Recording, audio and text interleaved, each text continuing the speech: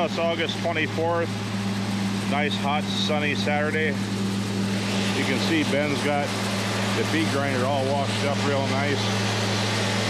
Got Mater on there making a batch of feed. Finally got a PTO shield for it. Had to get that from A&I. Wasn't having any luck at the salvage yards.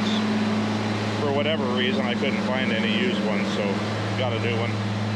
Got a new addition to the farm here. The second cutting about filled the barn, and we were up against storage problems, where to put it. We've made that building site out there for a big hay shed, but we needed something cheap, so it was easier to buy 2 walls than 4. So this is what we did. We put an addition on the end of the machinery shed here, did some fill, and we got room in here for quite a bit of hay. Anyway, that's third cutting. Put some straw down on the floor just for a moisture barrier, just in case. Don't want that bottom layer to mold. But anyway, that's some real nice third cutting hay we made yesterday. We had 40 acres down. We took 25 up last night. Got 15 for today, so it won't be a real big day. But got a little bit more to put in here, so I'm gonna find somewhere I can put you so you can watch this.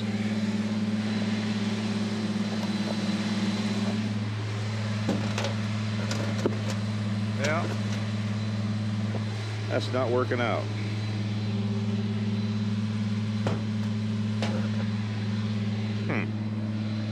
Here, maybe this will work. That's better. As long as I don't run over you, you'll be all right. So we'll get a little bit of a, I know. I'll put you where I'm safer so I don't mash it. That's always a logistical problem with these, is finding somewhere where you won't wreck them. I won't score any points with Ben if I wreck the camera. So, that ought to work. Away we go.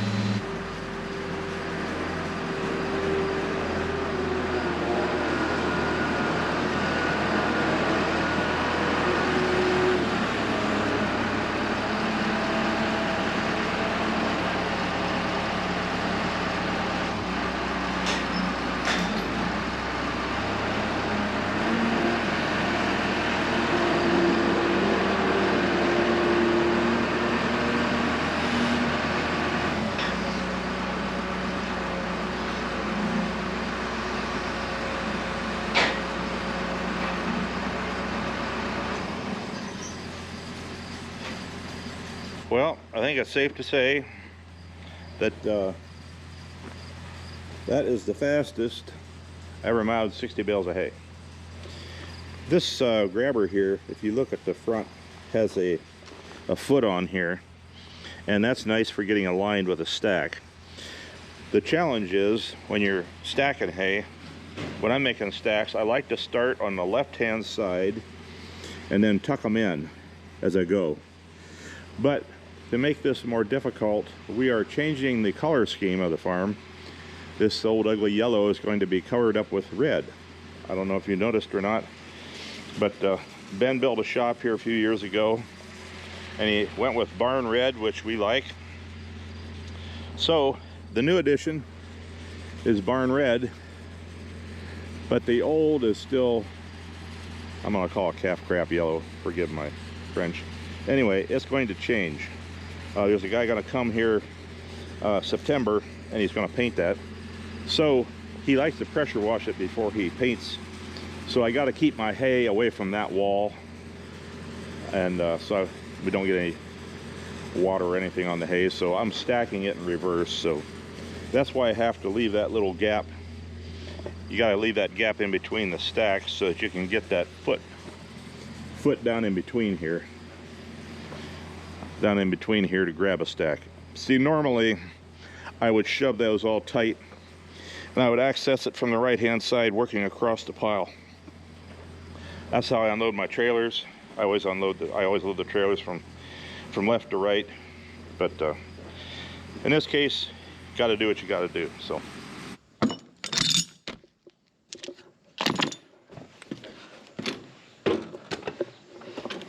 well, it's been a busy summer to say the least. We've been running around like chickens with our heads cut off, trying to keep up with hay cuttings, cover crops, and all that fun stuff. So building's been kind of hard to get done. So I do apologize for that. What can I say? Farming is one of them jobs that you stay busy 24/7, and sometimes the old camera deal gets, you know, yeeted off to the side, so I can actually get some work done. So I am probably one of the most busy people I know, and I tell you what, I need a break. That ain't gonna happen though. But this morning I'm gonna change these knives out on this 3309 disc bind we got here. This is my mower, so we got two of these. Dad has his that's hooked to his 856, and I got my 756 and my mower. We kind of have a specific mower for each one of us, I guess you could say. And mine seems to always get more acres put on it because my tractor, my ground speed on my tractor is faster in the same gear than what Dad's is. So that results in me getting across more acres alone on just that. And then you factor in the fact that sometimes Dad has to go to do barn chores or something where I keep going. And this year, like I said about being really busy, I'm gonna say that probably 75 to 80% of this season, I haven't gone home for lunch. I just don't eat lunch. I just keep going because I got too much to do. And I'd rather get my work done. And plus I could stand to lose a few pounds. So just skip lunch. But anyways, I'm gonna get these knives changed real quick. Dad actually just headed off to Snurs. We're on to third cut now. We're actually trying to wrap up third cut if we can get this done without this rain moving in here. So I hope and pray the big guy upstairs gives us another shot of dry weather here so we can get our last of third cut done. But in the meantime, I'm gonna quit yapping, change these knives, get this thing fired up, fueled up, greased up, ready to rock, and we are gonna head out of here. The trick to doing these knives fast and easy is a DeWalt impact, a buck knife, and I say buck knife for a very specific reason, because the steel these things are made out of, I mean, I tell you what, it's harder than hell, and you can really beat the hell out of them and they'll be just fine. But anyways, you know, run the bolt out, 9/16 bolt, and take your knife here, tap the head of the bolt after you get it loose, because these little buggers here get seized up in the bottom of the turtle shell here. And then after you get the knife out, obviously get your new knife. You know, make sure you pay attention to rotation. You're not going to be able to see it on this one because this knife is very old and we resharpen them. But there's an arrow on these that shows the rotation of the knife. Make sure you get the correct one because these rotate in certain directions. Anyways, put your washer back up underneath.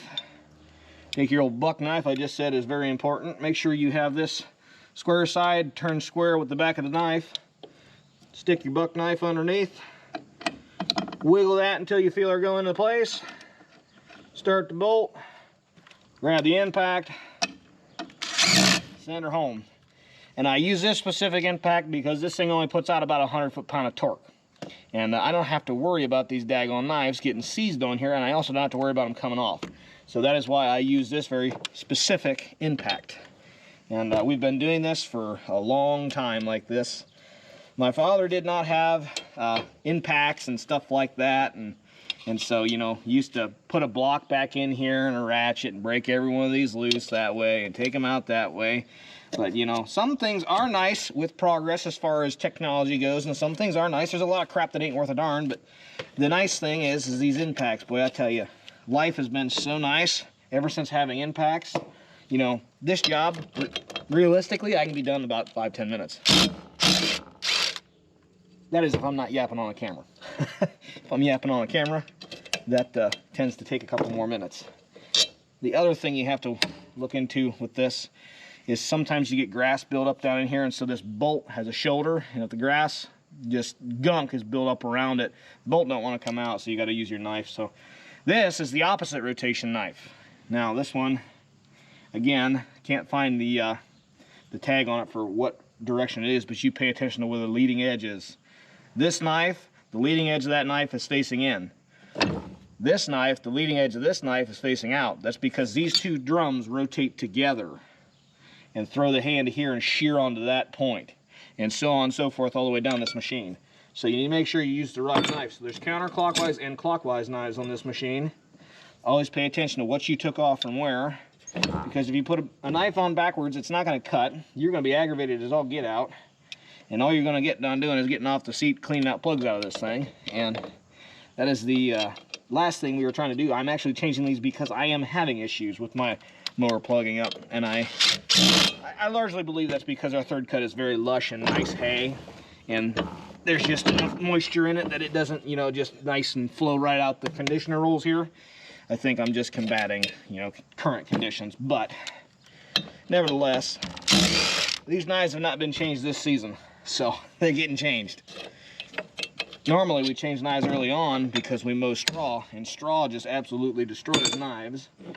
But this year we used the combine to drop the straw right on the ground, right in a windrow, and so we didn't have to mow straw with our disc bind mowers, and that saved me a bunch of time, money, and diesel fuel.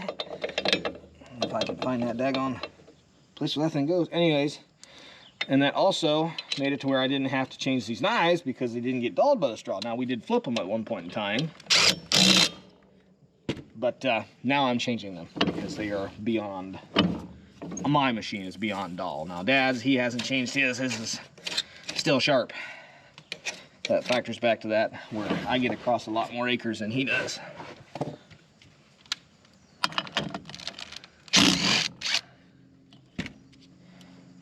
Okay, I need you to get out the way so I can have my bolt, please. Fine.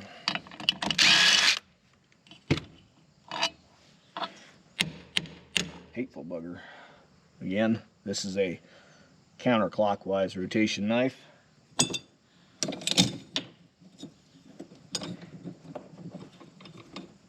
This is a brand new knife, and you can see that arrow, maybe, on there that shows the direction of travel. So this is a counterclockwise knife, rotating against the clock versus the other side. This is a used one, but you can see the edge, it would rotate clockwise.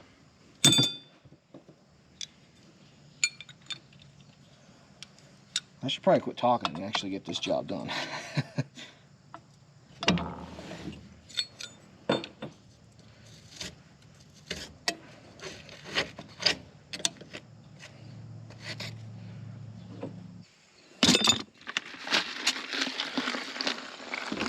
Well, I got the knives changed, so I am going to pull this thing down to the fuel tank, fill it up, and hit the road.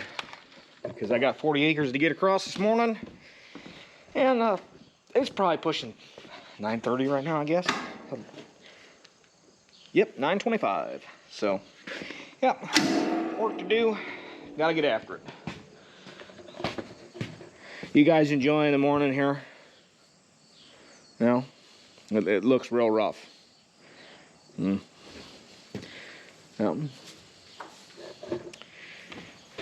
You know, some days I think, boy, wouldn't it be nice to be a cow? You know, sit around, eat food, chew on things. But then again, there's a flip side of that. You become Hamburg. I don't want to be Hamburg.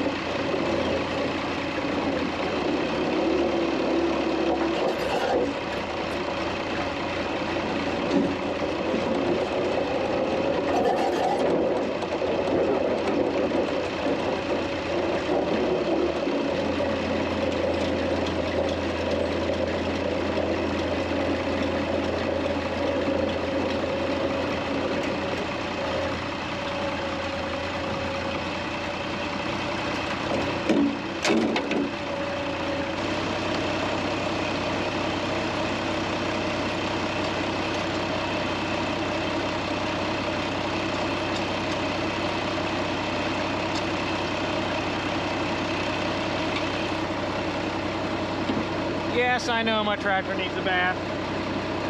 They all need a bath. But this season has not been one of them seasons where I had time to wash. Too much to do.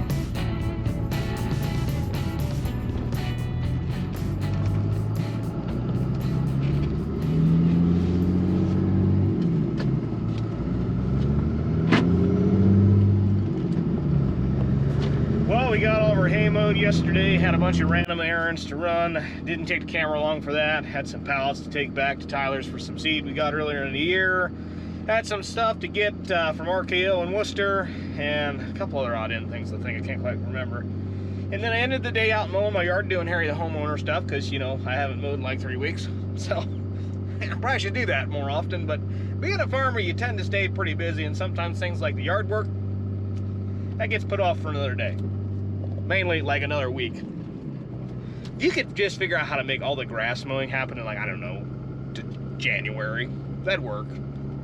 But it's also colder than shit in January. Anyways, we are moving the semi and the SD300 over to Snurs right now. This is Tuesday. We mowed on Monday. It's been 95 degrees-ish on average since then. It's been pretty hot, which is good because I need my hay to dry. The unfortunate part about when you have high temperatures like that in Ohio, usually it brews up a random thunder shower. Now, when I mowed, it was not supposed to rain on Wednesday. Now it's showing rain on Wednesday. Now, I checked the hay late yesterday, and it's dried down quite a bit. I mean, I almost think that if I'd have had another 4 or 5 hours of sunlight yesterday, I could have been baling yesterday how much it dried down. But unfortunately, there's not that many hours of sunlight in a day. So now we're headed over here on Tuesday morning after getting chores done here. We are taking the SV300 and the S1900 semi and trailer over there. We are going to get things kind of staged around this morning. Going to check the hay, see what it's like. If some of it needs tedded, we're going to ted some of it, but we're hoping that most of it is just going to be a rake and bale direct type deal. So we're going to see how it pans out. Hopefully we get lucky. That way we can get this all up before the rain gets here tonight, and I'll have some really nice hay put up. So I guess we're going to quit yapping here, get some things moved around, and see if we can have a good day.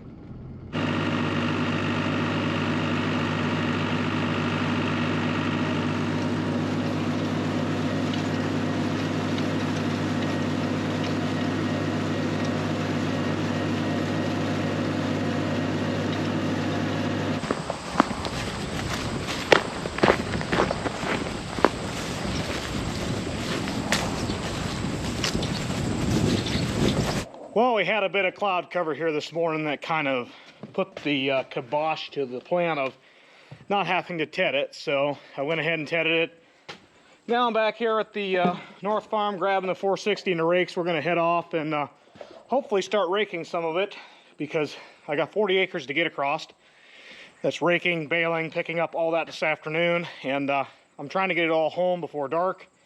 I don't like moving machinery after dark, and I also don't want any random potential pop-up showers. Don't mind my baler twine because I have no way to mount my camera crap, so we just baler twine to stuff. So anywho, I'm gonna tie this off and head out of here. Well, I'll change of plans. The wife brought me something to eat because today was a no lunch day, but she brought me something to eat, so I'm gonna snarf this down and then go rake. So I'm gonna inhale my food real quick.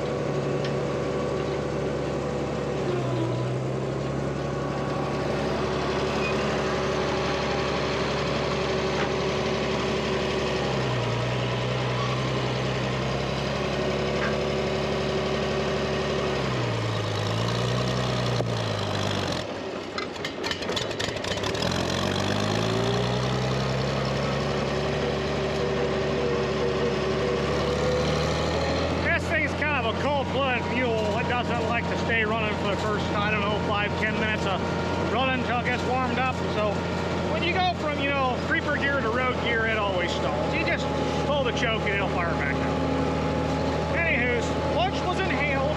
We are off to work.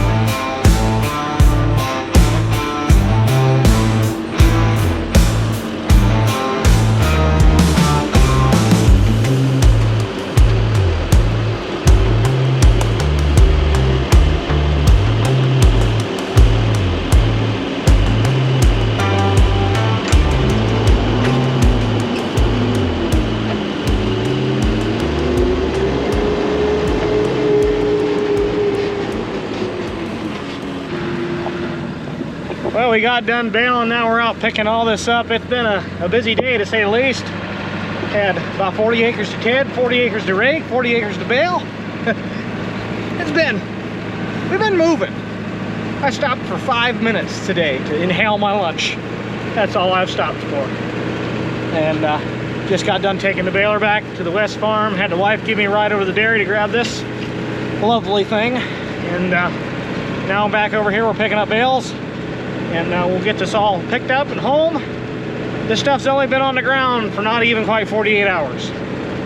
It's been hot and dry. I'm very thankful for that because it's supposed to rain tonight now. So I'm glad to be able to have gotten this hay up without it getting wet and ruined. This is some really nice stuff. Paul just come out of the house over here and said that's the greenest dry hay he's ever seen in his life. Plays with your mind when you're baling this stuff and it's this green. You're like, oh, that's wet. What am I doing? You get out and you test, no, it's powder dry. It's just really nice and green because it hasn't been out here very long. So we get this stuff picked up, get things moved back home, and catch up with you then.